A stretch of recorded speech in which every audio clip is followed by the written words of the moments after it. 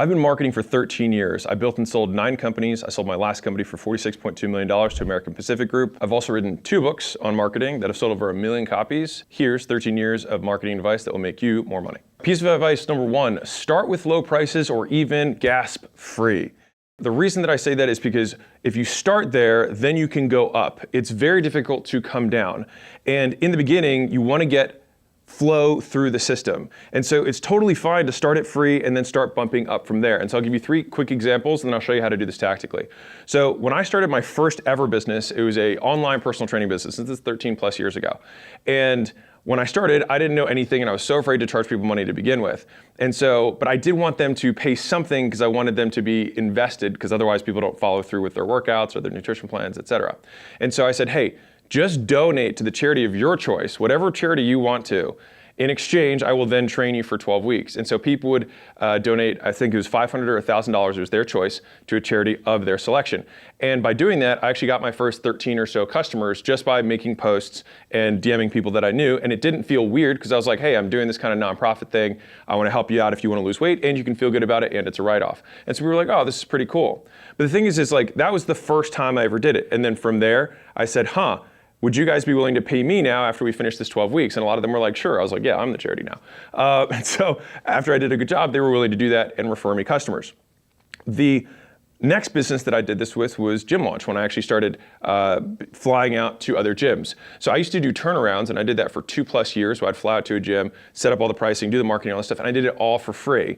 And I did it that way because I didn't know how I could sell those gym owners. And the deal that I made was, I only make money if I make sales and I'll front the cash for the marketing. So like they took 0 risk on and I would do everything, including pay for my hotel, my flights, my food, my rental car, everything.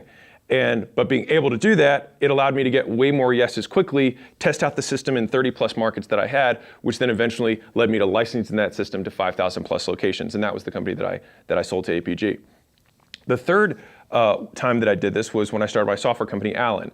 And so when I started the company, I was like, I need to get some case studies. I need some testimonials. I need some stories to show successes, right? And so I think a lot of people in the beginning think this is only a beginner thing. But even if you're a big business owner, when you start out a new product or a new division, starting with free customers just makes a lot of sense. And it's for 4 reasons.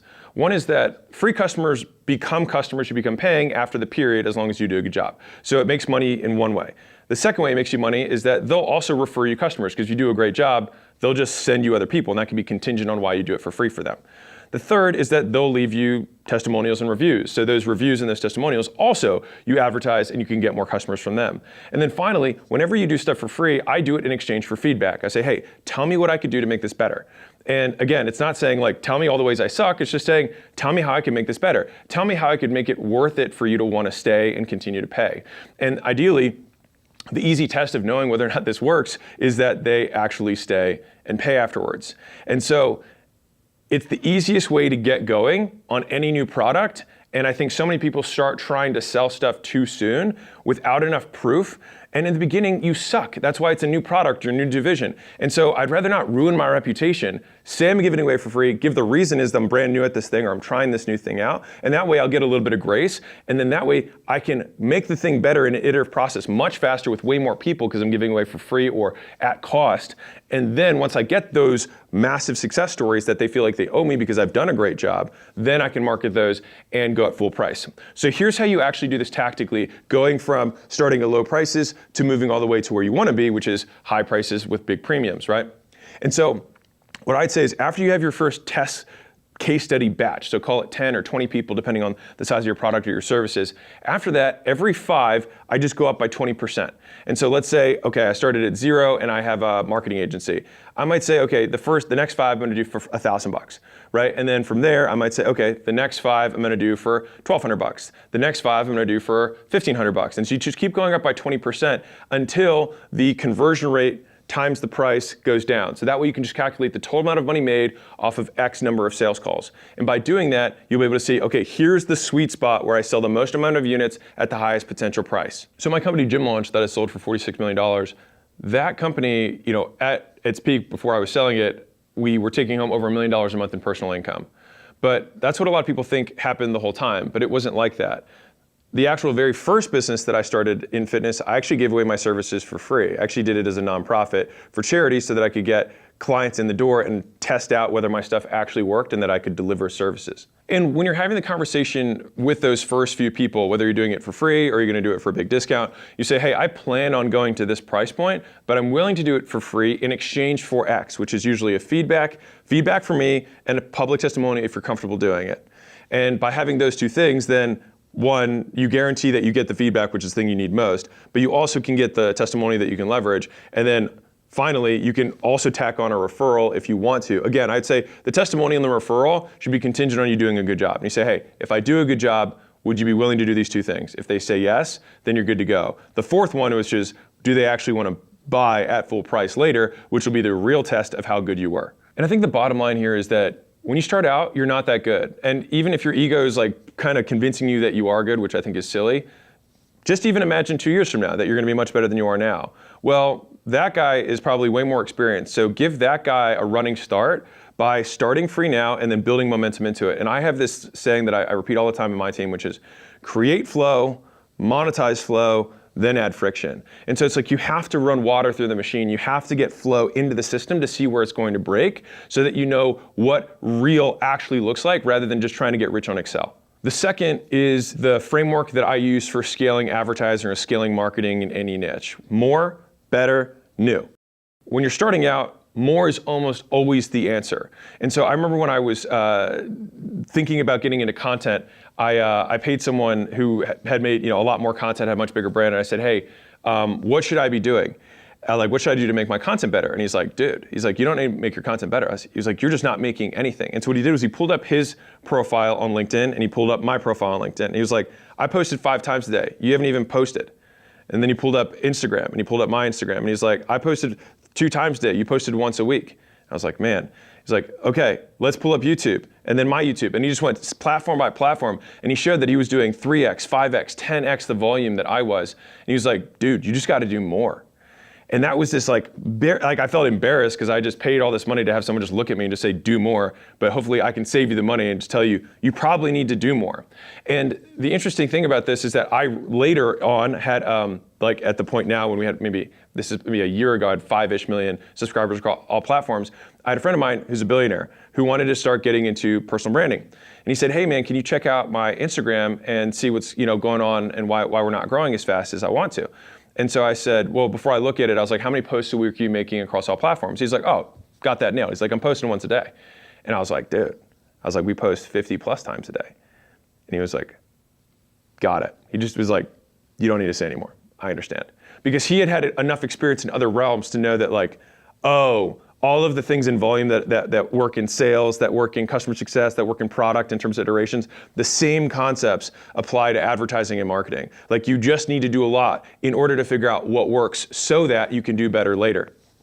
Now, what's interesting about this is that this also applies on the paid side. So I remember there was a chiropractor agency that approached me. They were doing about $2 million a year. And he was like, hey man, I think I've saturated Facebook. And so I was like, and this is when it was Facebook, not Meta. And I was like, what do you mean? He's like, I just think I've saturated the chiropractor niche. And I was like, this is a $10 billion a year industry. And you feel like your $2 million per year agency has saturated Facebook. I was like, do you know of any chiropractor agencies that exist? He's like, yeah, there's loads. It's like, there's hundreds of them. I was like, okay. So explain to me why every sale that is keeping all of them in business is somehow not sales that you should be making. He was like, got it. I was like, right, you're spending 40 grand a month when in aggregate, all the agencies that are selling to chiropractors are probably spending 4 million a month. And so all of the spend that those businesses are able to make in your market is your opportunity. Is if you can outcompete them, you can provide better service, you can have longer LTV, means you can spend more to acquire the customer than they can, and then you can eventually price them out of the marketplace. Because fundamentally, paid ads is actually an auction for attention. And so people bid against each other for ad space. And so if you can outbid your competition, you can have an ethical monopoly by literally bidding more than everyone else while still making money. And that's the crazy thing. And that's what fundamentally what you want to build in terms of the mousetrap of your business is how can I make more money from every customer than anyone else does so that I can spend more than anyone else can to acquire them. And so I had a portfolio company CEO who's a good marketer, come up to me and he was like, hey man, I think we really need to scale our ads. And I was like, I agree. And I was like, well, how many pieces of creative are you putting out, per week? And he's like, well, I just record once a month. I was like, okay, fine. Then how many ads are you making per session? He was like, we do about 15. So we do about 15 new ads per month.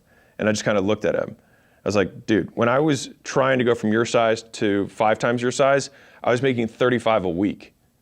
And like nowadays, we make way more than that in terms of content and in terms of the ads that we do, like, because I make ads for school, and then I inform the ads across our portfolio. And so the big saying that I have that's like plastered on the wall that actually applies to sales and marketing is volume negates luck. Like, if you don't want to rely on luck and rely on one of those 10 ads or 5 ads that you make to be amazing, you just make more ads. And I can't tell you the amount of times that it just reset the bar, and that's what I'm hoping to do with this video, is like the amount of volume that the people who are ahead of you are doing is not 2x or 3x more. It's oftentimes 100x more, right? Even the 35 times 4, I think 140 pieces, the guy was making 15. It was 9x the volume of what he was doing, right? And some of you guys are making 5 ads a month or 1 ad a month and thinking that that's somehow going to be sufficient to get to your goals. And nowadays, and I'll explain later in this my whole ad creation process, but just the big headline is that in the very beginning, you just need to do a lot more than you think you do. The second is, once you've done more, then at what point do you start shifting to better?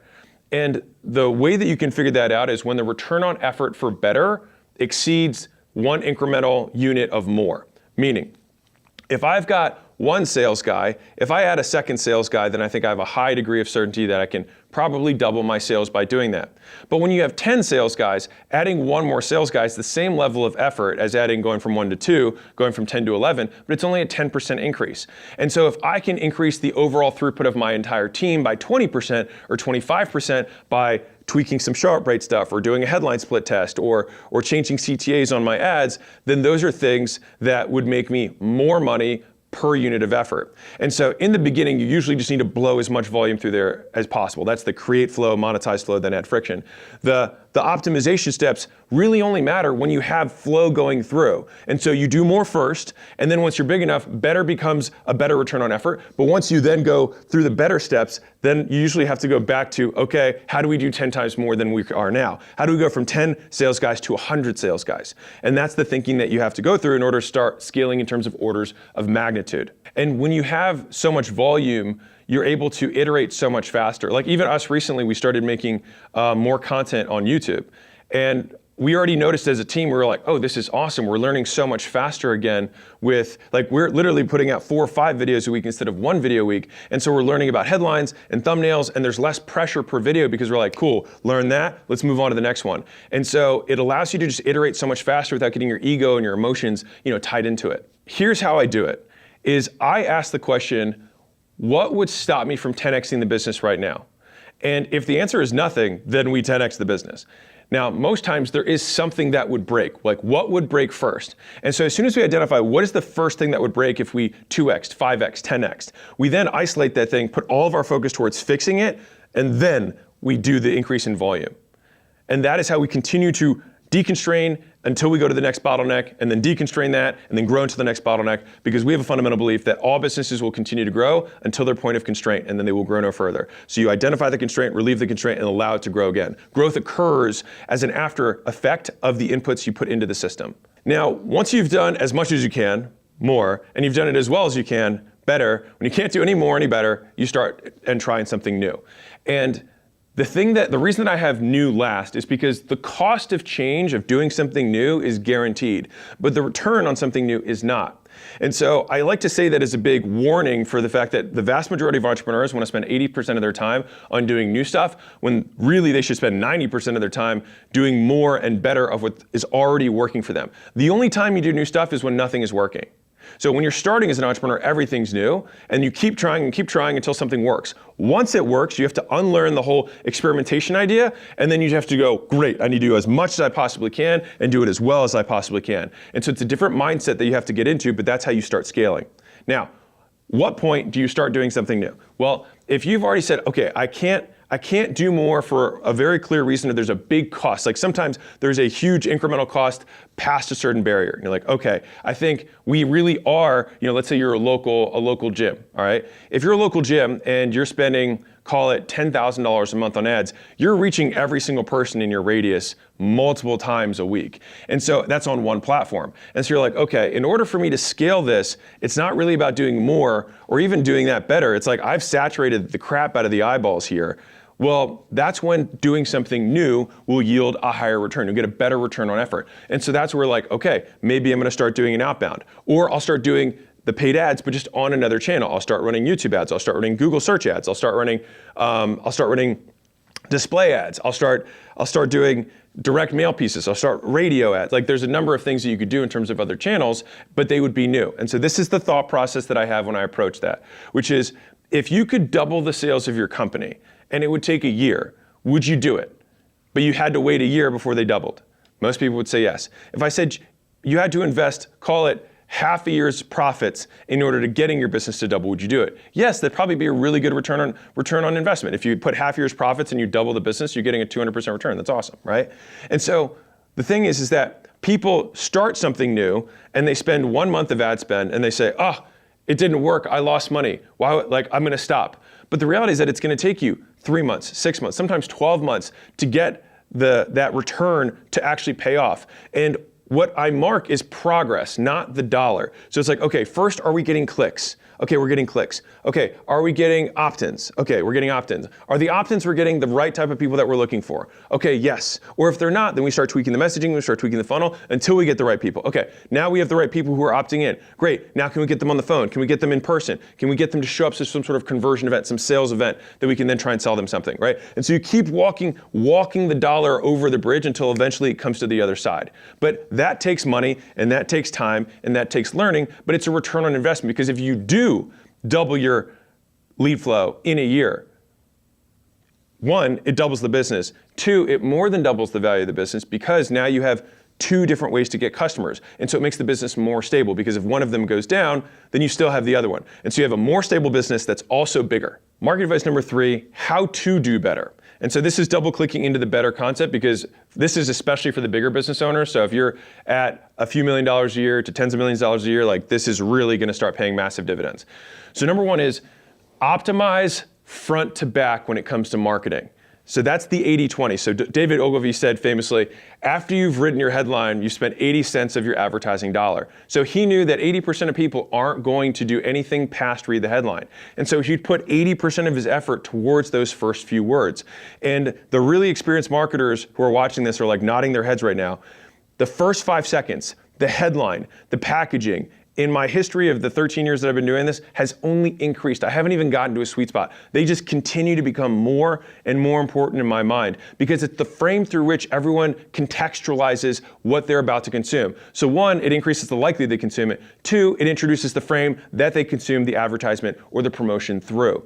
And like we now have such great data, even across on the content side, that like if we have 2 different thumbnails, you can literally see the average view duration go up by 2 or 3 minutes sometimes simply by changing the thumb that people click before they watch the video. It's wild. And so the frame that people consume the content in has a massive impact on how effective it is. Now, I'll tell you a quick story to show you just how important this is. So a friend of mine, Dean, had this massive advertising campaign and he had written a new book and he went on Larry King Live. And so he wanted to use the Larry King interview to advertise the book. And so he shot the whole interview and he basically wanted Larry King to introduce him in a cool way to make him, sound cool, of course, and like he would laugh if I'm telling the story now. And so he knew that the ad was killer, and so he ran it. Spent $250,000 and nothing came back. And he was like, what's going on? Like, I know this ad's a killer, like what's happening? So he went back through his old history of ads and he looked at the top performing ads he'd ever done. And as soon as he started watching me, he realized that he missed the hook, that the hook was wrong. And so he flew Larry King back out. He paid him again. They set up a whole new set again, just to re-record the first 30 seconds. And so they re-recorded the first 30 seconds with the hour-long interview and then reran the infomercial and did $100 million in sales. And so when I heard that story, I was like, this is why that the first 5 seconds, the headline, the hook is so important. And that's what I spend now a disproportionate of my time on. And people are listening to this and you guys are nodding along, but you're still not getting it because it's not real for you. And it took me forever to figure this out. When we make ads, and I'll get into my ad creation process later, I do 10 times the effort on the first 5 seconds. 10 times, actually 10 times. So if I have an hour, I would spend 55 minutes on the first 5 seconds and then 5 minutes on everything that's after that. Like that's the proportion of how much time I'm spending on just getting that first part right. I'll give you a content example of this. So I was invited to this content creator thing with all the top guys, probably 10 guys there. The lowest guy in the room was me, and the next lowest guy was at like 10 million plus subscribers only on YouTube. So they just had me there for entertainment, who knows.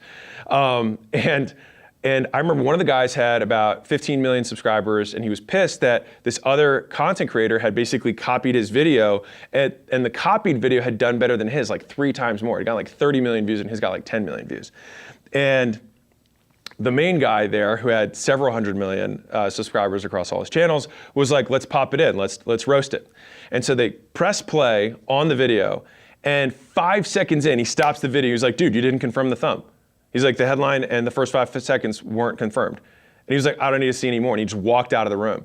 And so this guy had spent weeks, making this thing, obsessing about every detail of it. He had a 20-page plus brief on how he was making this video, and he missed the first 5 seconds. And that was the guy who had the multiple 100 million subscribers was like, that's it. And he just walked out and got lunch. And so when I saw that, I was like, wow, like, it just reinforced how important this was. And recently, just at a micro level, one of our portfolio companies, this is an 8-figure plus business, we simply changed the headline on the landing page. Like we did nothing else. We kept same ads, just changed the headline. We increased booking rate by 62%. Now here's what's crazy is the opt-in rate remained the same, but simply because of the frame of the promise in the headline, 62% more people chose to book calls for that business. And so it just shows you that how you frame what people are then going to consume has a massive impact on how much value and how likely they are to take the next step. So here's how you do it in terms of optimizing 80-20 front to back. So number one is assume that they have no idea who you are, what you do, how it works, they're in a rush, and they have a 3rd grade education. All right, so clear beats clever. Deletion beats explanation. And so what you want to do is you want to try and make it as short as humanly possible, and then once you have it as short as possible, put it into a 3rd grade reading calculator, look at the grade level, and keep editing it down until it's 3rd grade. Because the thing is you're not going to attract dumber people. You're going to make it accessible to everyone. A smart person needs to use less brain power to understand simple language, and it makes it understandable to everyone else. And as a reminder, 30% of people can barely read. And so this is like relying on them to have this skill. It's like you want to meet them where they're at. And there are some very rich people who can barely read. And so it has nothing to do with intelligence, it has everything to do with how they're educated, which may have no connection with their purchasing power. Okay, and tactically, what I'll do is I'd make about 50 hooks every time I start recording ads. So I have 50 hooks that I've written down that I think are awesome. And then I have 3 to 5 meat pieces of an advertisement, and then I do 1 to 3 CTAs, meaning call to actions at the end. And so that means I have way more on the front end in terms of effort compared to the 3 to 5 and the 1 to 3 that I do on the back. And that's because I know that that's where all of the effort needs to go, because that's where all the returns are.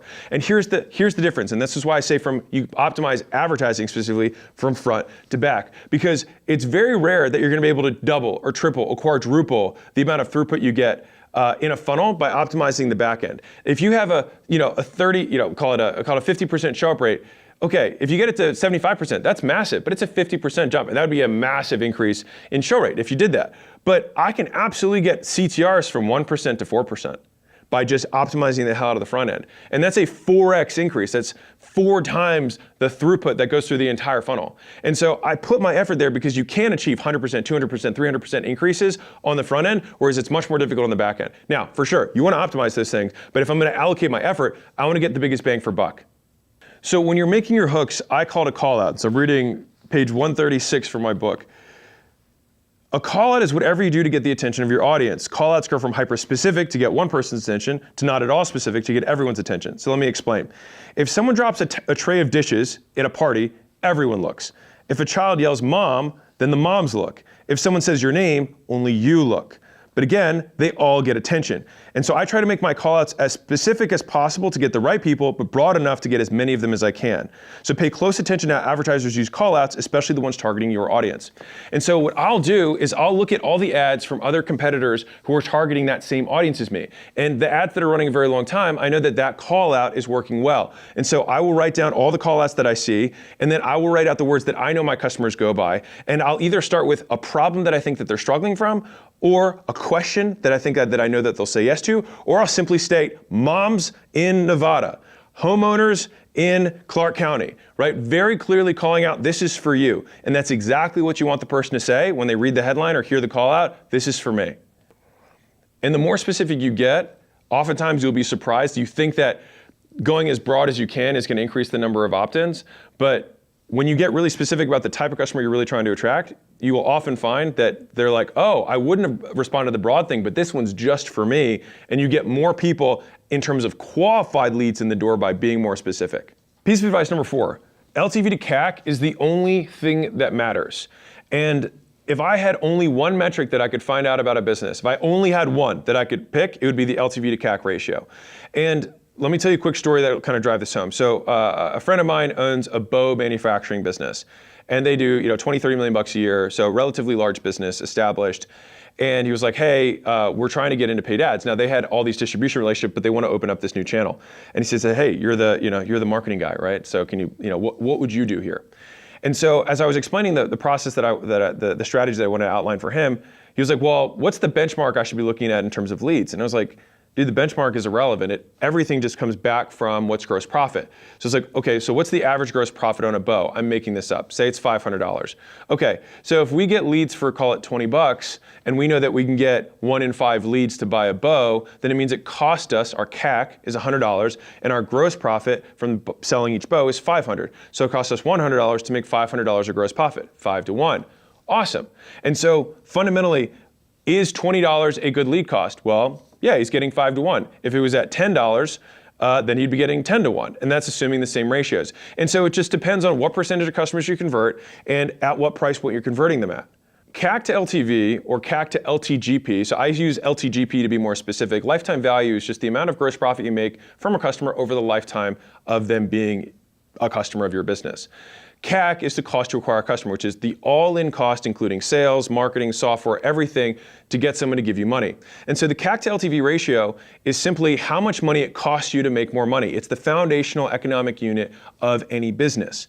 And so making sure that you know how much money it costs you to make money, that fundamentally feels like a very important metric in order to scale the business. And over time, as long as you don't have some big capital expenses in terms of scaling your business, that fundamental return that you get will reflect the compounding growth of the business, provided you don't have other constraints to growth. So for example, if I have meals that I sell for $10 and it costs me $9 to package and ship them and deliver them, then I have $1 of gross profit per meal. And so if someone buys 10 meals from me, I'm not making $100, I'm making $10 in gross profit. And if the average person buys, call it 5 weeks of meals, then I would make $50 in lifetime gross profit. And so the only way that I would want to be able to acquire customers is that the cost to acquire a customer in this example, I'd want to have probably at $15 or less. Because you can't do it at even, because then there's no money left over to do everything else in the business. And so the rule of thumb is that you want to have at least 3 to 1 on LTV to CAC. But again, LTV is not lifetime revenue, it's lifetime gross profit,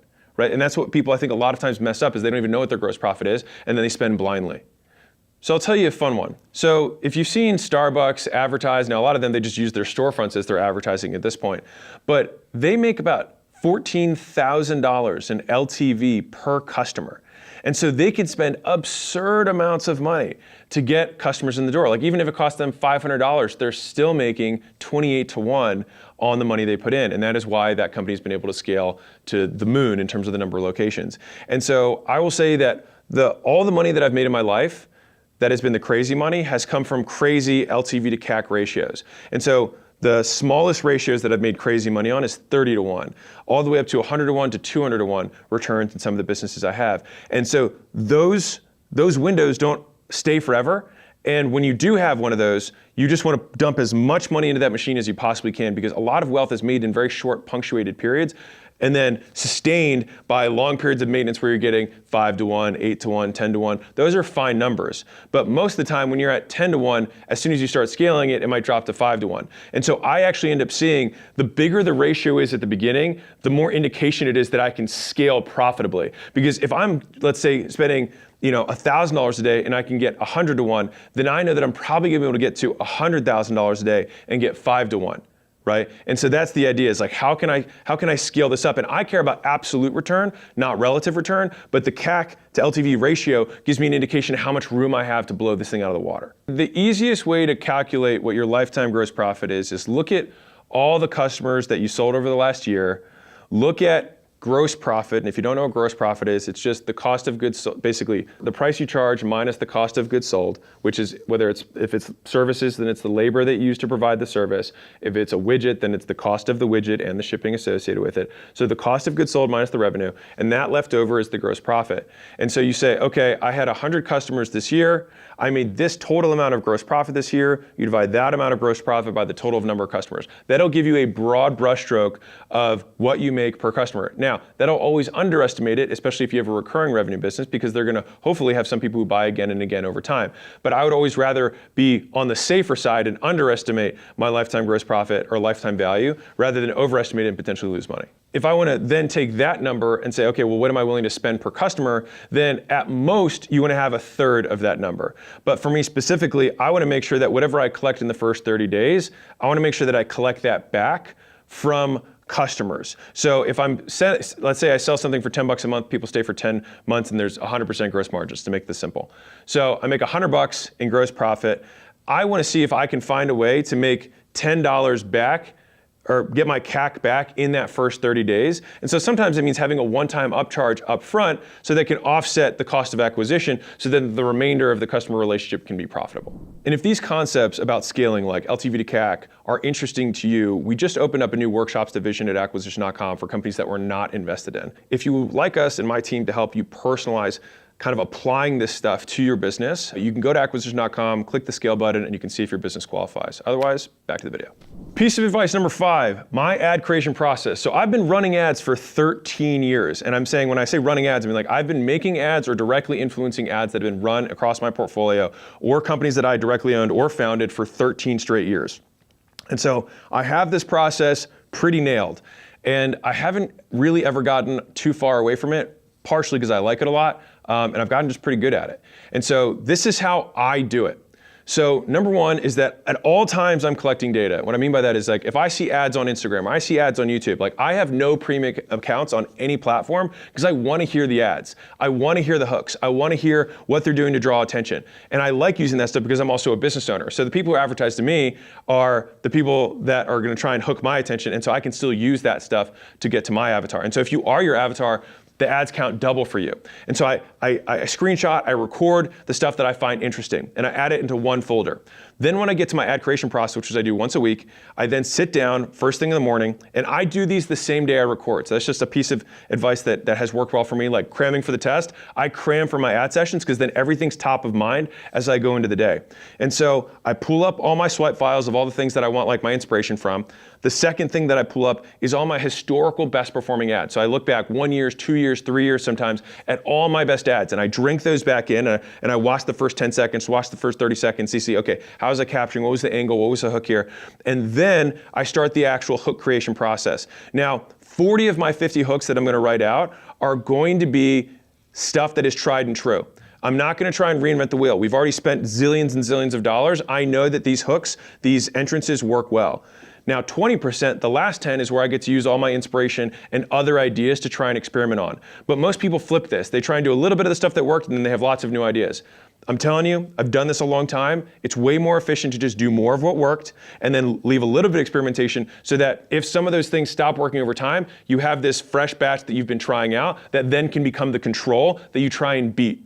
So citing back to the 80-20 concept of you put 80% of your effort into the hooks and 80% of your effort goes into stuff that's tried and true and 20% for the things that are new. All right, so I make about 50 hooks. So 80% of that is 40 hooks and 20% of that is 10 hooks. So 40 out of my 50 hooks I do for things that I already know have worked in the past.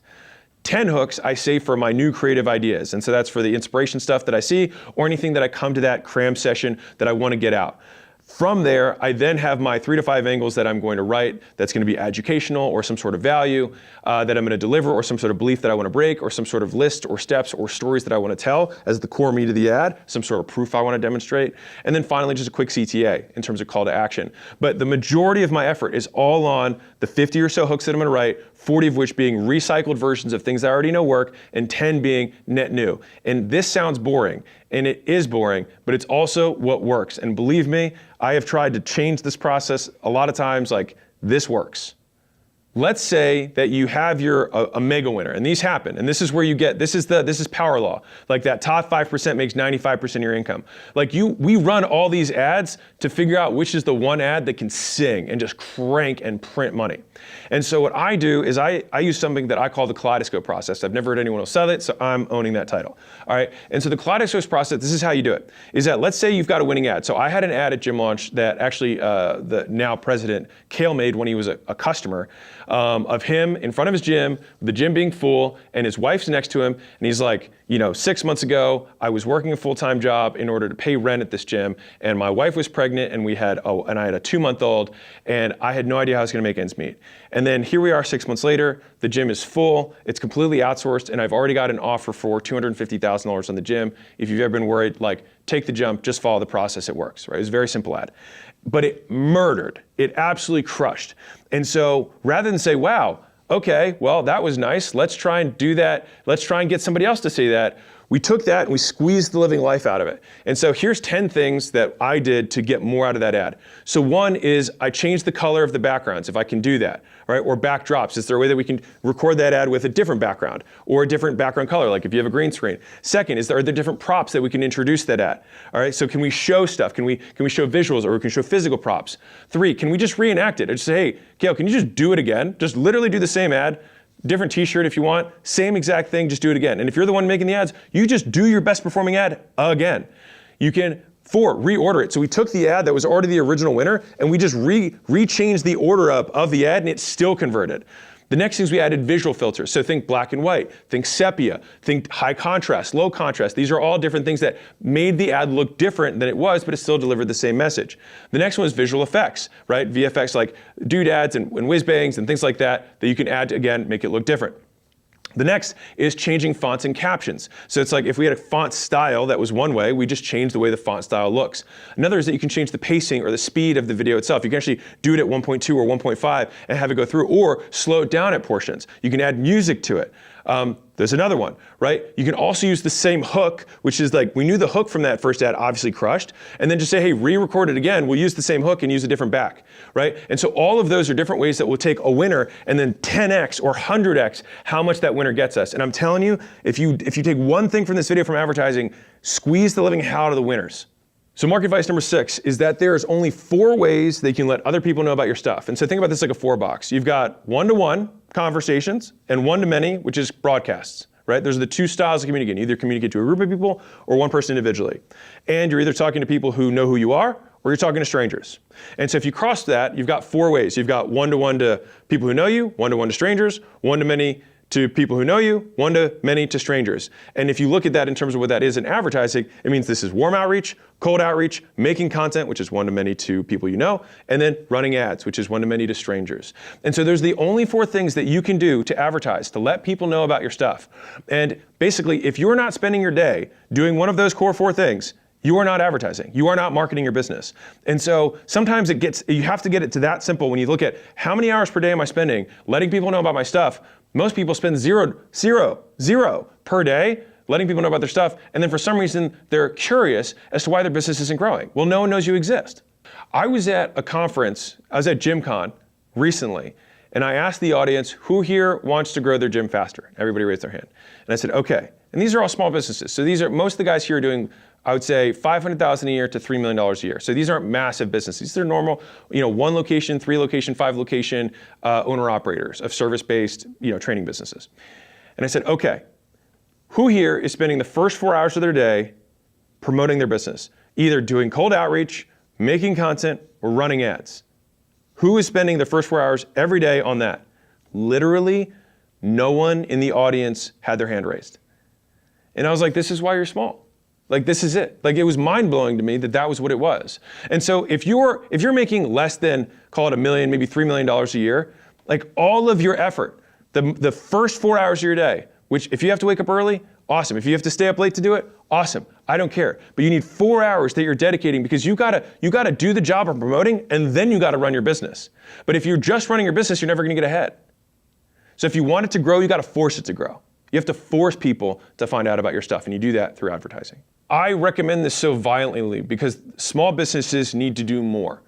And in the beginning, they just don't get enough leads. So fundamentally, like most businesses, if you just had more leads, you would make more money.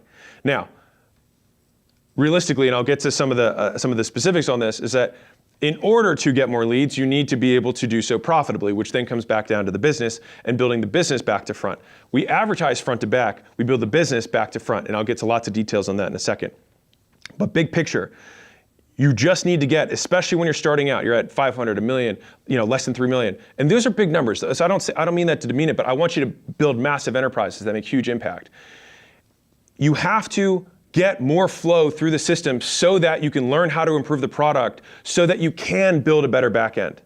And then you promote and you stay at that level of promotion until you tweak this and nail it. Then you go back and scale it. And so one of our sayings internally is nail it, then scale it. So nail the back end, you do enough promotion to get flow in, right? Then you monetize, then you create friction. That's when you tweak the hell out of it. And then you can go back and say, hey, it turns out we could spend 5 times more to get customers. Then you scale. So I'll give you my quick back of napkin scaling framework for this. So when you're at 0 to 6 figures, you sell one product to one avatar on one channel. That's it. No shiny object, no multiple channels, no trying to scale yourself out of it. You're just selling one product to one avatar on one channel.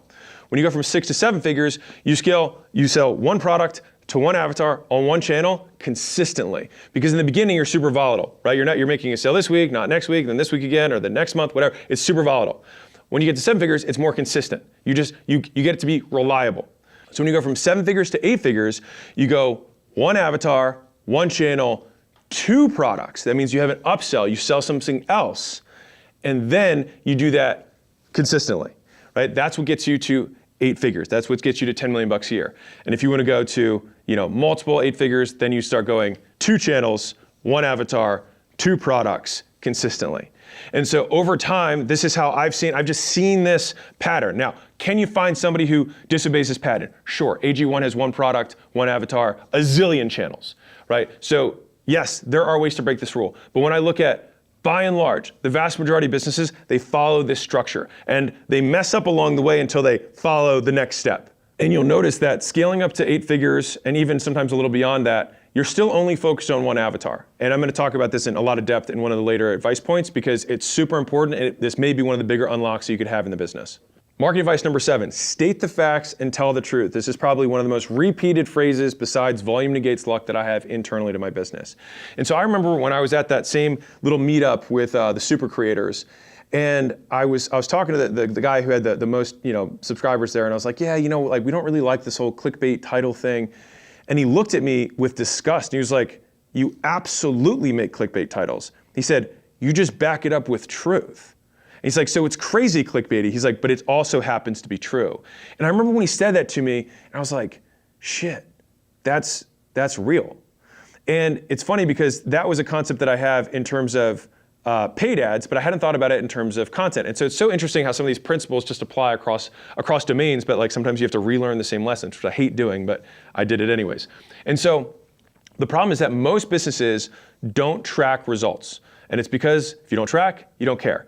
Now, they don't track partially because it's kind of like ignorance. Like they know they don't deliver good results, and so if they track it, then they'll have facts and truth that they will be proven that they're delivering bad results. But the first step is tracking it, because once you start tracking it, you can improve it. And measurement as intervention is actually a scientifically proven method to lose weight, to improve sales, to improve anything you want. You can literally simply tracking it, not trying to do anything else, but simply tracking your weight, simply tracking your close rate, simply tracking your ad performance will improve it because you're just putting attention on it. And so if you don't track, you don't care. Now, once you do start tracking it, you can start doing things to actually improve it beyond just measurement as intervention. And so when you do that, lo and behold, your stats get better. And then you can state the facts and tell the truth and have that truth be wildly compelling. And so, real talk, part of the reason that Gym Launch to this day has still not been beaten or dethroned as the largest company in that space is because we still have better stats and better results than anyone else does. The average gym who goes through 12 months of Gym Launch makes over 100,000+ a year in added profit by using the systems we have. That's just what it is. And so, like, if it makes sense for somebody to triple their money, then they make the purchase, right?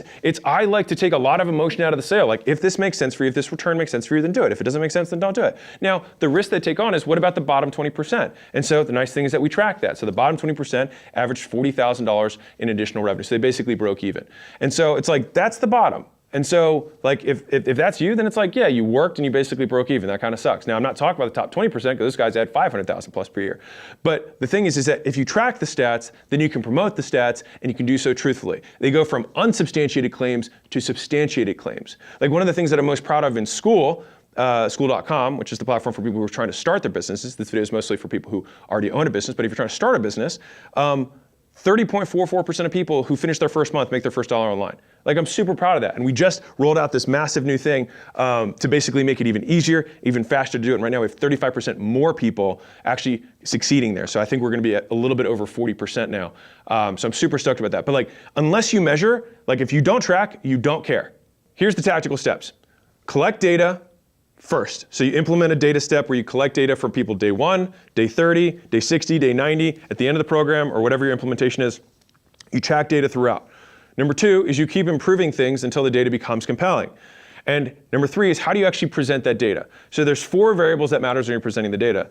Number 1 is the percentage of people, whether that's the median, the average, or the percentage overall of people, that's number 1, who 2, achieve X outcome, 3, in Y time or after X attempts, and 4, under Z conditions. And so it's like, we get X% of gyms, so it was, whatever is the average gym, so right, average gym owner makes an extra $100,000 per year in profit, so that's the outcome, after their first 12 months in Gym Lords, or Gym Legacy, which is the program that we have at Gym Launch, right? And so those are the conditions, right? And so it covers all 4 of those. So when you're making these, you wanna hit all 4 of those things when you're explaining the data publicly. And I will say that the fewer conditions you have, the more compelling it is. Because, for example, if I said, the average gym who spends $10,000 a month and has 10 employees and has two methods of acquisition and a large group training and a small group training achieves, by the time I even get to that, you're like, whatever, right? And so you wanna strip away and really, like, I would rather have a fewer condition statement that has lower results, me personally, than a higher result one with more conditions. Marketing advice number 8, say what only you can say, show what only you can show. And this is one of the other isms that I have internal to my business. And so if you're the only triple black belt in Ohio for Muay Thai, then say that you're the only triple black belt in Ohio for Muay Thai, right? This is talking about the things that you have done rather than telling people what to do. It's how I versus how to. And so my concept for making amazing ads and making amazing content is 2 steps. Do epic stuff, talk about what you did. And so you can outcome people or you can outwork them. So it starts with the outworking, and then the outworking creates the outcoming, and the outcoming is a much shorter headline, but the outworking them still works, right? I can start by saying, hey, I wrote these 2 books. Writing 2 books would be an outworking thing. Like, anyone could do it, there's no outcome, but hey, I wrote these 2 books. But then if the books are good, then I get the outcome, which is that we sold over 1 million copies. They're still number 1 and number 2 in marketing to this day, multiple years later. And so the idea is that first you do the work, and then you get the outcome. But most people want to say epic stuff having done none of it. And so you can get past the judgment of other people because you're not saying, hey, you have to do anything. I'm saying, this is what I did. And so the idea is that everybody wants a return on their time, all right? And I remember hearing this first concept from Eric, who's a YouTuber, and he said, dude, I made this thing where I went on 100 dates in, basically I did an entire season of The Bachelor, but I did it in 16 minutes. He's like, what a steal. And he said that to me, and I was like, man, such an interesting concept. Like, he just took something that was really long and made it really short, and he crammed it in there. So value per second was super high. And I'll just give you this one, is that it's not about seconds of value, it's value per second. That's what matters. Like, everybody has access to infinite information. So you just saying I'm going to give you more stuff is not helpful. What you want to do is curate it and pack it and distill it and crystallize all the value in as tight a package as humanly possible so that their value per second skyrockets. And you can do that by saying, hey, I spent 10 hours editing, I spent 20 hours making a summary of this book, and you can read the whole thing in 10 minutes. That's why summaries still always work, right? Because people want to get a deal on their time. If they get the same result for a fraction of the time, it's always a good deal. By the way, if you ever want to sell to rich people, just promise the same result in half the time for twice the price. And even if you think about this video overall, it's like, well, I spent 13 years doing all this stuff, and I'm trying to compress those lessons into whatever amount of time this video is.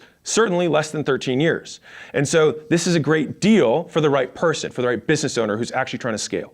So how do you actually do this? So if I had a marketing agency showing what only I can show, I want to demonstrate. And so rather than say, hey, I'm going to get you leads, what I want to do is get on a sales call and I'm going to play what a live lead that I got for one of my companies, one of my clients sounds like. And I'd be like, hey, listen to this call, it's a minute long. Do you think you could you take 50 of these a month? Wow, so much more compelling than saying, I'll just get you 50 leads. They're actually getting a fractionalized version. They're getting a taste of what it looks like to be in the future, right? They're experiencing the result vicariously through the other person. And fundamentally, that's what a good testimonial does, is they put themselves in the shoes of the person who got the result, and then they put a discount on that and say, okay, how likely is that for me? And that's what I'm willing to pay. Now, if it were guaranteed, then all money-making opportunities would be worth it because, hey, if you spend $1,000 to make $100,000 a year by buying this course, then everyone would buy it if they knew for sure it would happen. That'd be an amazing deal. The problem is that people apply a discount to it because of how unlikely it is for them. And so we want to increase that likelihood by showing them rather than telling them, right? And so agency example, that was that one. The software example that I have is, this is why demos are so effective, right? You want to see this, hey, you have a video clipping software. Great, do you have a video on you? Cool, send it to me, we're on the phone. Great, I'm going to pull this video up. This is what we do to put the captions on and shorten and find those moments. Click, click, click, click, click. Okay, so normally how long does that take you? Well, it takes me this long. Well, watch me do it. Click, click, click. Wow, would that make your life easier? Yes, cool. Boom, they go in, right? You're demonstrating in advance. And I'll give you a final one. When I was at my gym in Huntington Beach, it's my first location I ever had. I remember this, I had a door-to-door sales guy who came up, all right? And this guy was a pro, he was really good. And he sold me cleaning products. He really did. Like, it was probably the only door-to-door thing I've ever bought. And it was just because it was such a good sale. And he had it down, it's so tight. I think he was in and out in like 13 minutes, like it was stupid. And so he just said, hey, I've got this stuff, it'll take care of any stain that you've got on this floor. And I had turf. And so I had gum that had gotten in the turf, it was really black and like gone in there. And so he just took that thing and he poured it on the gum and he just got on his hands and knees, he scrubbed it and it actually came out and the gum was actually impossible to get out. And I was like, wow, like I didn't have to think, will this work for me? He just did it in front of me on a stain I actually had. And he's like, cool, looks like you got 20 other stains. If this is worth it, it's $100 for this stuff. So I paid $100 for some cleaning supplies, but it was totally worth it, right? And I ended up using that stuff for actually years because he sold me fucking huge gallons of it, right? And so again, it's whenever you can, and don't say, oh, this doesn't work for my business. Try and imagine, how can I make this work for my business? Show them what they will experience and do it in a way that no one else can do it.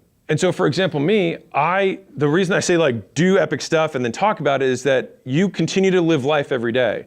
And so things continue to happen. And so you can use the things that happen that you're doing as the content that you're making. And the content will always be shorter than the amount of time it took for the thing to happen. And so we have a portfolio of companies. And so I share case studies on this channel of like, hey, here's how we added 40 sales guys. Here's how we, increased, we cut refunds by 2/3. Here's how we XYZ. And it's because we're doing stuff and then we just talk about what we did. And so the key point, step one is do stuff, and then step two, talk about it. Everyone else is stuck in the step where they want to figure out what to talk about, but it's because they haven't done anything. If you do stuff, you have more than enough to talk about. Marketing truth number 9, how and when to expand your market. There's 5 ways. Now, big picture, the vast majority of people need to do way more with their current market. So just to give you context on this, I had a guy who came out to a workshop and he said, hey, I'm a coach who coaches, right? And I was like, all right, fine. And he said, I'm making $2 million a year. It's a really saturated space. So I think, should I go broader? It's a general business. And I was like, dude, how many coaches exist? And he was like, zillions. And I was like, dude, I think you just need to get better.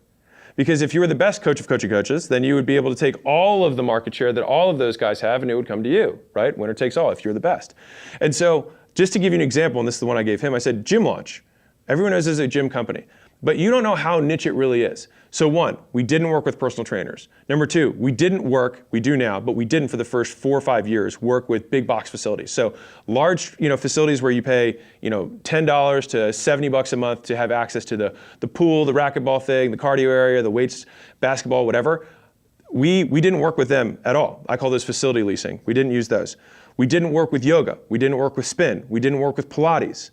We literally only worked with micro gyms that did before and afters of weight loss and transformations. They had to do fitness and weights or some combination of those. That was it. That's a niche of a niche of a niche. And that business still cranks out $30+ million a year. All right. And so the idea here is that you want, the market, if you are the best, is still massive. You just need to solve the thing that matters most, which is being the best. Now, if you have solved being the best, there's 5 ways that you can expand. And so I'll tell you what we did, because Gym Launch has expanded. I told you now we do big box, but there's 5 ways you can expand. One, I think about it like a pyramid. So let's say you're in the middle. You can go up market, meaning you go to higher value customers. So for us, that would be health clubs, the big boxes like I was talking about, multi-location owners or franchisors. Those would be going up market, more valuable but fewer of them, like the pyramid. On the other hand, you can go down market. I could go after personal trainers. I didn't go after them. We don't go after them. But if I wanted to, that would be a move that I could make. I would have to sell a lot more volume at a lower price and build the infrastructure to support that kind of volume. I could go adjacent, which would be, okay, I've got gyms, I'll do chiropractors, or I've got gyms and I can do weight loss clinics, right? Or med spas or something like that. So something that's adjacent that serves a similar avatar, but a slightly different business model. That would be adjacent. And the 5th way you can do it is that you actually go narrower. So that was the 4th way. So the 4th way is you can go narrower, which is say, okay, instead of all gyms or just micro gyms that service before and afters, I say I only do, ones that do weights, or I only do ones that only do cardio, right? Or I only do boot camps, or I only do semi-private. Like I'd niche down even more. The alternative is that you go broader, and I say anyone that's in health and wellness. And so those are the 5 ways that you can expand. You can go up market, you can go down market, you can go adjacent market, you can go narrow, or you can go broad. Now, despite me saying these 5 ways of expanding, and everyone gets their juices, their jollies off by thinking about how they're going to expand, most time I'm going to start with that original story, which is that you can make $10, $20, $50 million a year just serving one very specific avatar. And the vast majority of businesses, this is including portfolio companies that we purchased, I would say more than half the portfolio companies we've purchased, we did this exercise and we made the avatar narrower. We got more specific, not broader. I learned this process from Vista Private Equity. So if you don't know who they are, they're $100 billion plus private equity, one of the most successful private equity of all time. They focus on software companies. And I talked to their head of pricing and packaging, and he gave me this one line, and it changed my life. And he said, you want to know how we get the crazy returns that we do? And I was like, yeah, obviously, I want to know what you guys do. Now, obviously, they do lots of things. But the one thing that he pulled out, he said, we just know the company that we're buying's customers better than they do. And so we go into the data room. So whenever you do an acquisition, there's something called a data room. You put all the data for your business in there so people can analyze it and make a decision about whether they want to invest. And so we go into the data room and we analyze all their customers and we say, okay, we order them by who pays the most and who's worth the most. And we say, this is the 20% that does 80% of the revenue. And what they do is they look at what channels those people come in on, what offers, what marketing those customers do. And they basically stop doing the rest of the 80%, and then they expand that 20% to be 100% of the business. And so by doing that, they can have the same size business, but 5x the revenue, and arguably even more on the profit. And so just power law, the Pareto principle, 80-20, and they just apply it to the customers. And so right now, this is how you do it for you, is you look at all the customers you have up to this point, you look at the top 20%, and you say, okay, what do these people all have in common? And so I like to think about this in terms of psychographics, what do they think? Geographics, where do they live? Demographics, what do they look like? And then I would say like actions, like what have they done or what did they do to get this result? And so when I look at each of those frames, I try and eliminate as many variables as I can so I get to 2 or 3 variables that clump all the best customers together. And then I make that in my marketing and I tell my sales team we only sell these people going forward because I know that these people are worth 5 times more, 10 times more. And then guess what's able to happen? We run ads for those people, and then our LTV skyrockets so we can spend more to acquire customers, and this is what allows you to scale by going narrower. And so the problem is that most business owners can't say no to fast money, and so they never get the big money. And so I had 2 companies that came out for a workshop that we had, and they were both agencies. It was a very simple example. So one was a generalist agency. They just did anybody who knocked on the door, they would take their money. The other one just did professional services. So that's legal, financial, insurance, like those types of services. And The generalist guys, I said, okay, you have this big list of customers. I'm sure that there's a subsegment of those customers that you do exceptionally well with. And they're like, oh my God, we crush it for IT people. And I was like, okay, cool. So what percentage of your customers are those? They're like 8%. I was like, but are they more profitable by percentage? And he's like, oh, by a mile. They're by far the most profitable. I was like, okay. So if your entire business, and they were really struggling in terms of infrastructure, they were like super stressed out, you could see it. I was like, if your whole business was just those, do you think you would like that business? And he was like, oh my God, that would be a breeze. And I was like, well, then we can build that business. And so that means that from here on out, you only sell those people. And over time, the percentage of the pie that's those customers is going to continue to increase until eventually you can cut the customers that are not your main thing. And then in a year or 2 years, you've completely transformed your business to something that's been productized. You get really efficient. You get even better at it because you only serve those customers. You get better at acquiring them, you get better servicing them, you get higher margins, and you actually like your life. And so the same thing happened with the second agency where I said, what are the customers you have? And they're like, actually, we're really good at specifically family law attorneys, so like divorce attorneys. And they had all these other things. I was like, but divorce attorneys you're really good with. And they're like, yeah. And I was like, then just sell divorce attorneys. And because the thing is, if you just sell divorce attorneys, it's a multi-billion-dollar per industry. Like there's no reason you can't do $100 million a year or $200 million a year just selling those people. And the same with the IT. So the idea is like people start taking on more avatars because they think that's what's necessary to grow. But, and I've said this before, but better creates bigger. Bigger creates bloat. And so if the goal is to get bigger, you want to focus not on getting bigger, but on getting better. And then getting bigger occurs. Growth occurs as a result. Growth is not a goal. Growth is an outcome of inputs. And so I'm telling you, like, it took me a very long time to understand this. So I'm trying to get, like, every entrepreneur has this ego goal of like, I want to hit this a month, and then I hit that a month, and I hit that a month. But the thing is just like, you don't want to make the income the goal.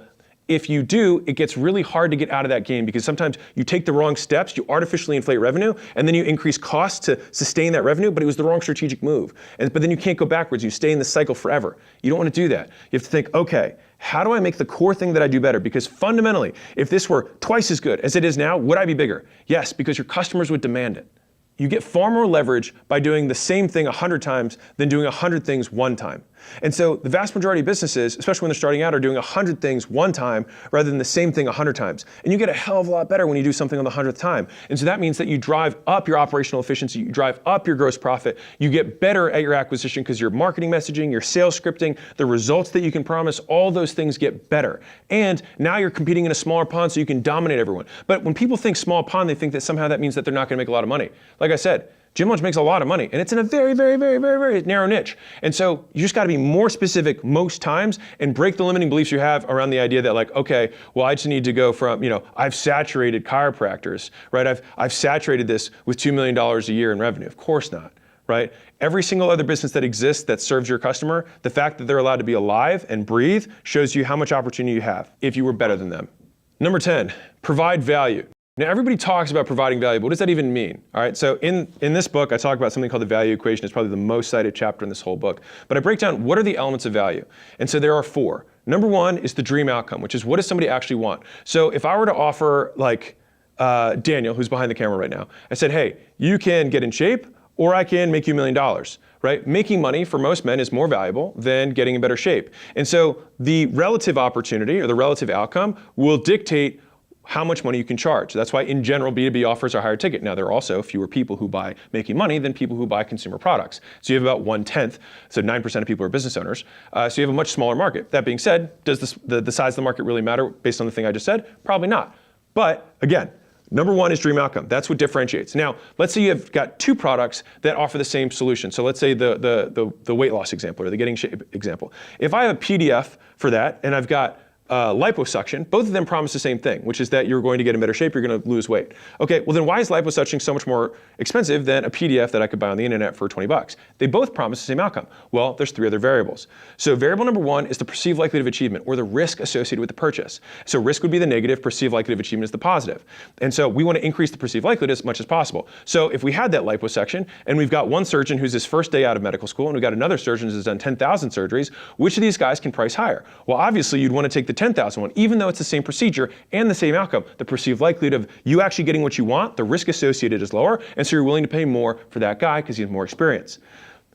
The third variable of this is time delay. The equal opposite of that is speed. How quickly between when someone buys and when they get the promise that you outcome. Now, if you do liposuction, it's like, great, you make the purchase, then you go to sleep and you wake up and you're thin. Very, very condensed, which is why it has a lot of value. right? Whereas if you have to do all this eating and this exercising and not drinking and changing your diet and all this, waking up early and being sore, all this, like there's a lot of delay there in terms of how much time and effort, time specifically, it's going to take to get the outcome you want.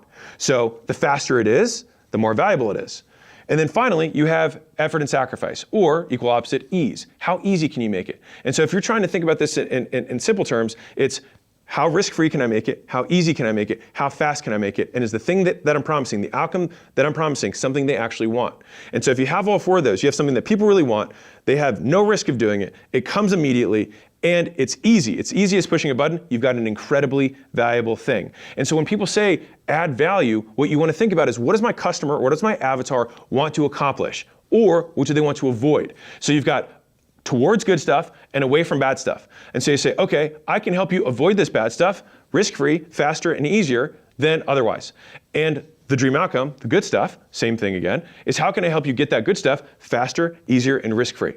And so every time you make content, or every time you make a PDF, or every time you make a lead magnet, whatever it is, or you make content, the whole goal should be to be useful. The whole goal should be to provide value. And you do that by helping them achieve their goal, which hopefully with this video, I'm helping you market better, your business, by making it risk-free so you don't have to make the mistakes I did, get to your goal faster, and get there easier. So the easiest way to think, okay, got it. Well, how do I find the problems that people are suffering from so that I can make it faster, easier, and risk-free for them? Great question. So one is any comments that you get in response to content, that creates more content. This is the endless content wheel. It's like you make content, people have questions about the content, you make content about the questions, they have questions about those questions. The good thing is that problems never end and people never stop complaining. And so as long as people stop complaining and people have problems, you're always gonna have problems to solve, which is one of the nice things about being an entrepreneur. Like humanity, if you told us hundreds of years ago that we'd have the internet in our hands and we'd have air conditioning and Wi-Fi and all this stuff, we'd be like, oh my God, all of our problems are solved. But we have more problems now than we did before because we're more aware of the problems that we didn't know existed before.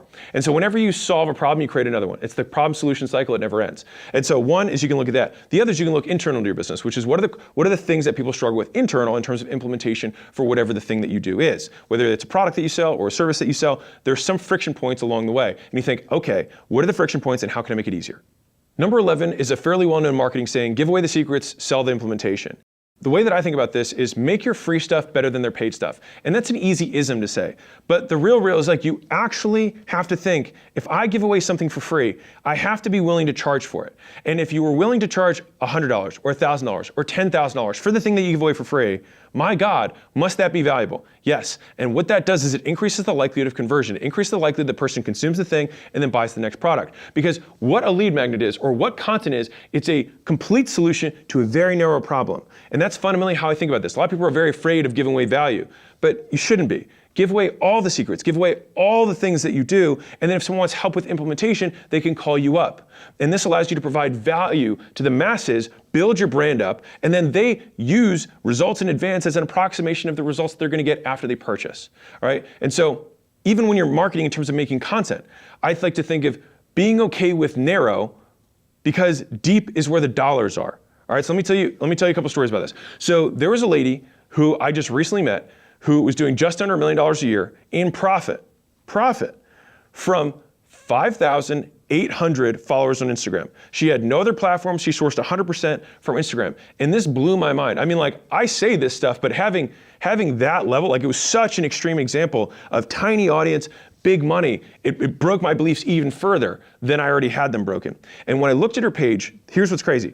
It wasn't like she had crazy deep engagement either. It was like the post she would get, 1, 5, maybe 10 comments on a great post. And she would get, 10 likes, 20 likes, 30 likes if it was a crazy one. But 100% of her content was about how registered dietitians can more accurately bill insurance to make more money.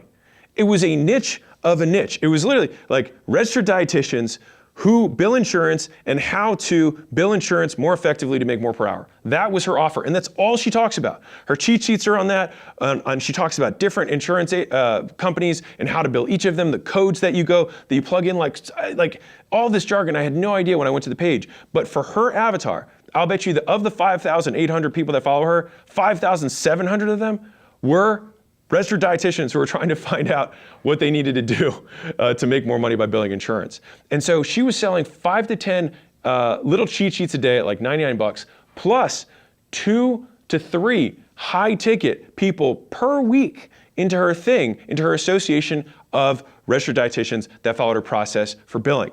And so I say this because I've also learned this personally. We used to make some wider content for about 6 months. We did this experiment. We got the data back. It turned out we got lots of views, but we didn't get lots of business owners. And so we switched back to hardcore business stuff, which I love anyway, so I'm very happy about the experiment.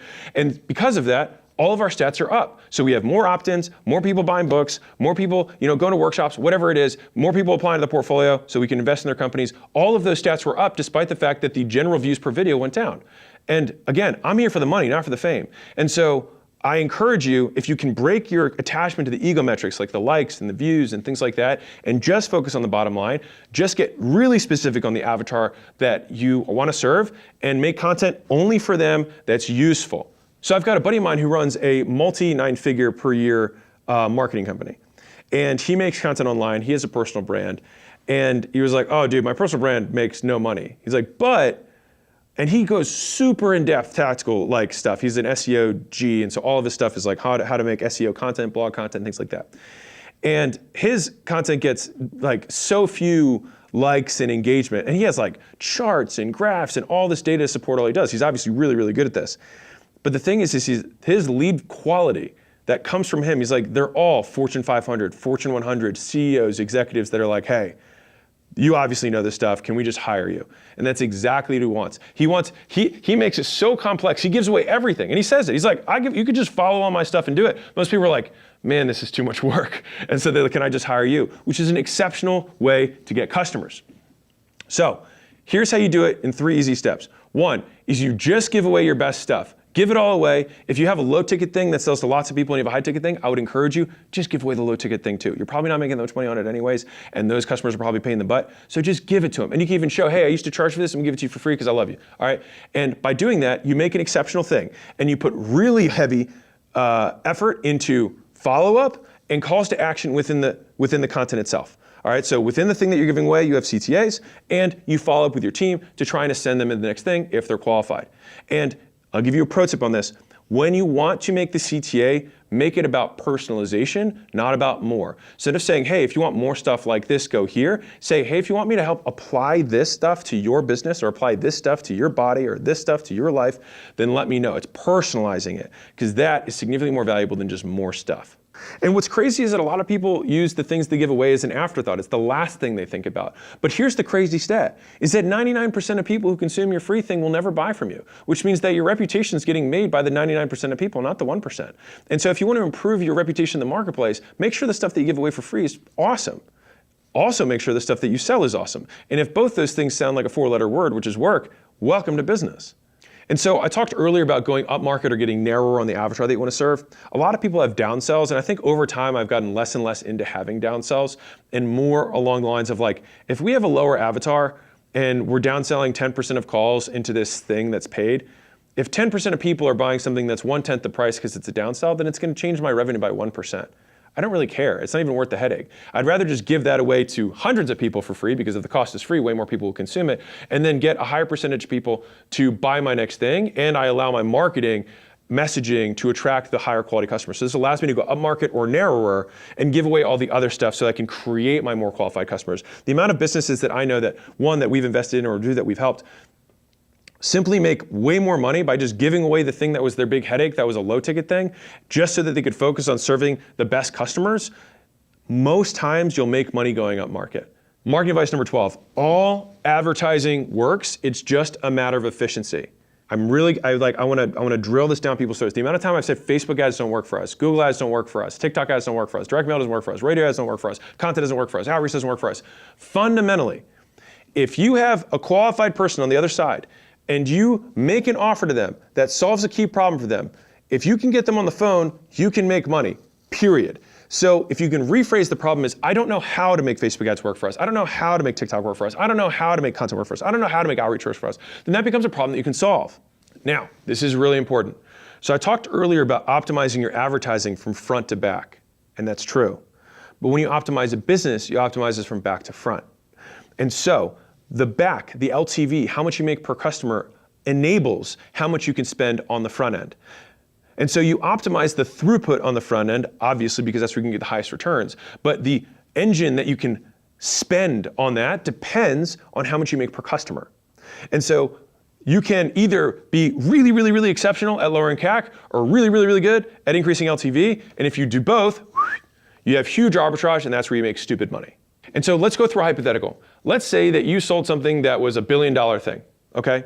If you had $1 billion in gross profit that you'd make from one sale, you could reach a lot of people on earth. And just to give you context on this, if I wanted to become a A-list celebrity, I back calculated what I believe it cost to become an A-list celebrity. It was about $50 million. And the way that I calculated that was I thought, what person went from complete obscurance, so no one knew who they were, obscurity, to omnipresence, or some like that everybody knew.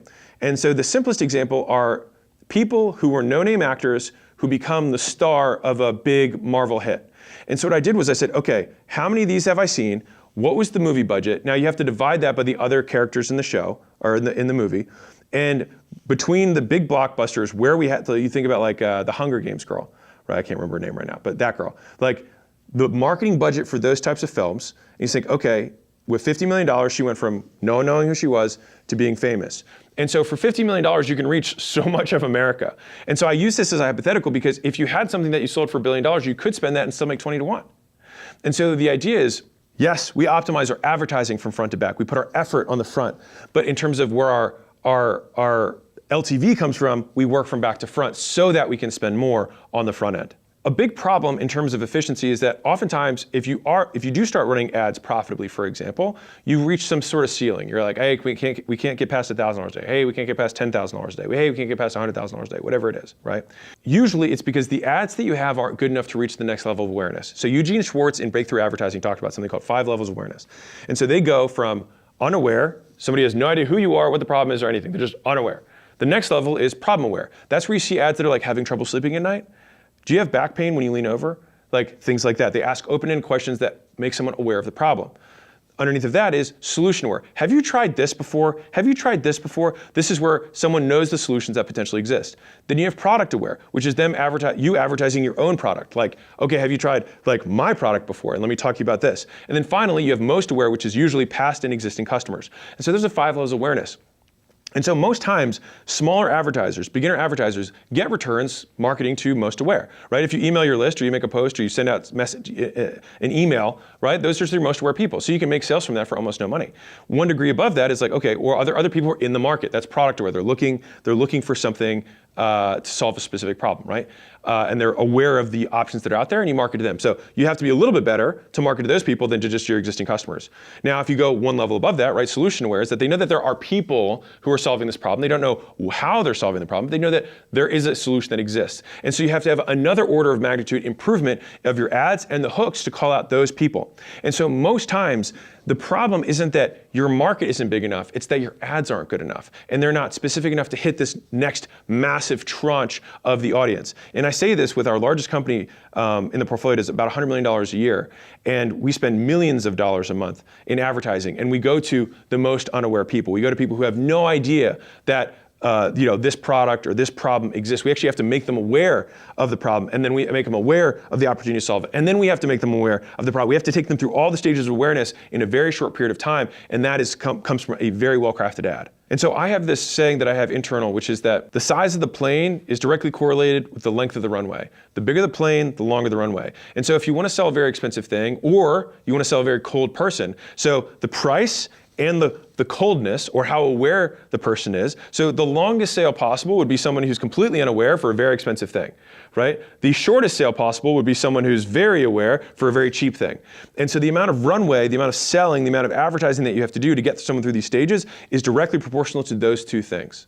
And if you're having trouble scaling, it usually means that this is mismatched. You're sending a warm message to a cold audience, or you're getting people on the phone who aren't prepared to spend a huge amount of money. They haven't been warmed up enough. And so it's making sure that we're hitting each of these boxes for the audience that we're starting to target. And so as you go to a new tranche of, let's say you go from solution aware to problem aware. So it's a bigger area, right? And so think about these as concentric circles, like a pizza. Like the area of the pizza, like a pizza that's this big, if you could take an inch off, it's almost the same size as a 2-inch pizza in the middle. Like the diameter, circumference, whatever that is. I probably failed geometry. The point is that it just gets bigger and exponentially bigger as you go out.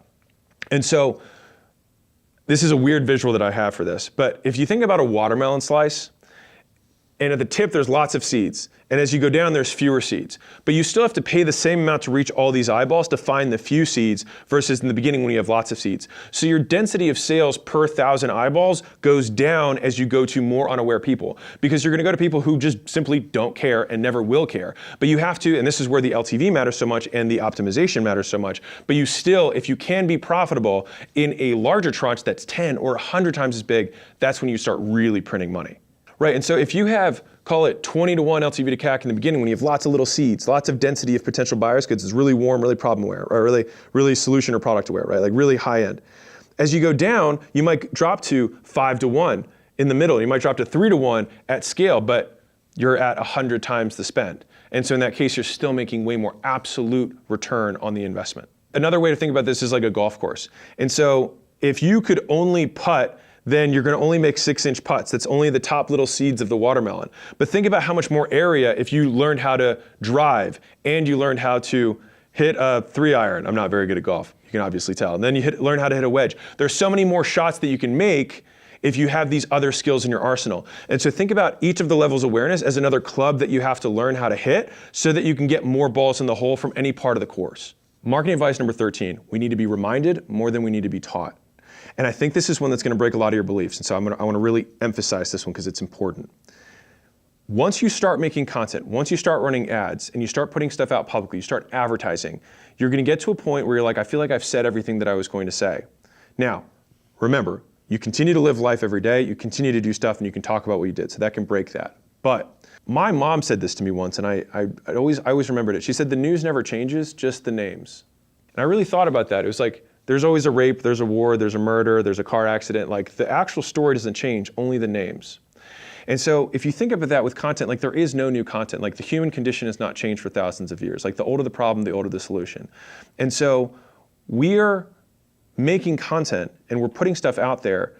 And when I think about myself, the things that I follow, like I follow philosophy pages because I am okay rereading Epictetus' stuff. Like I read his stuff before and I read it in quote form again, and when it comes up again, I like to be reminded. I like to keep this stuff top of mind. That's why I follow those pages. And many people follow your pages for that exact same reason, is that the stuff you talk about is stuff that they want to keep top of mind. They want to be reminded of that stuff. And getting taught is much more difficult than being reminded, but they're equally valuable. Because if it changes their behavior, then you still did teach them. Again, you just reminded them. And what's crazy about this is that like the Friends show right now, if you've ever heard of it, is being watched more now than it was a few years ago. So reruns, like people watch reruns because there's nostalgia or whatever reasons you want to pick to it, but people are willing to rewatch the same thing because they know how it ends and they know they liked it. And so you can make the same thing again because also your audience who's new a year later hasn't seen that thing. And so if you make something new to them, even though it's quote old or a reminder to your existing audience doesn't mind the reminder, and the new people never saw it to begin with. And if you want to have different ways of creating variety, even around the same topics, I would encourage you, instead of thinking of getting into trend hacking and talking about the news, talk about your news. So it's about what are the new things that are happening now. This is the do epic stuff, talk about what you did.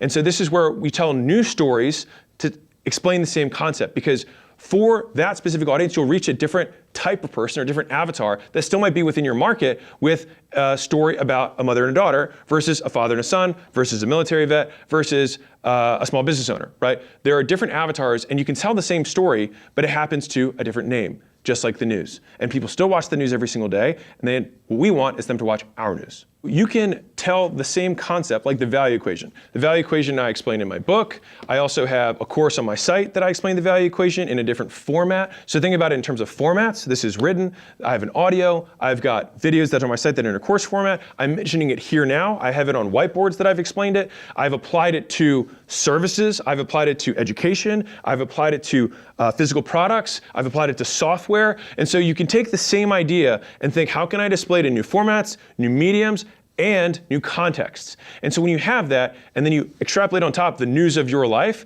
even though you feel like it's saying the same thing, the amount that it takes to create something novel is very small. And so I'll tell you this story that I think will wrap this up. It's the story of Henry Ford.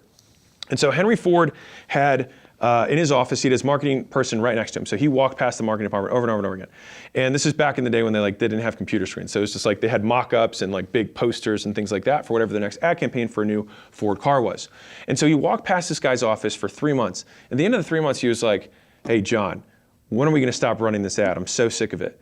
And John, the marketing director, looked at me and said, we haven't even started running it yet. And so the thing is that we get so much sicker of our own content before our audience even remembers your name.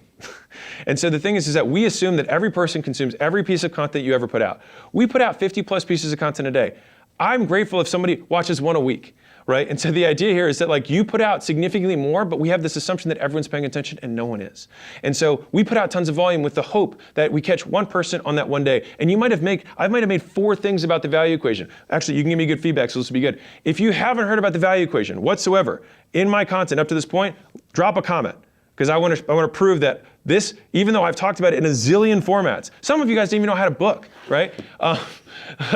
People need to be reminded more than they need to be taught. And for those of you who don't know, themissionacquisition.com is to make real business education accessible for everyone. And I spent the last 4 years plus making content and hopefully giving away all the stuff you need to scale your business. And I love getting the messages and the stories that we do. But it would mean the world to me if you just shared this video with another business owner who they can hopefully compress 13 years into however long this video ends up being to save them all the scars and so they can just have the lessons. Thank you.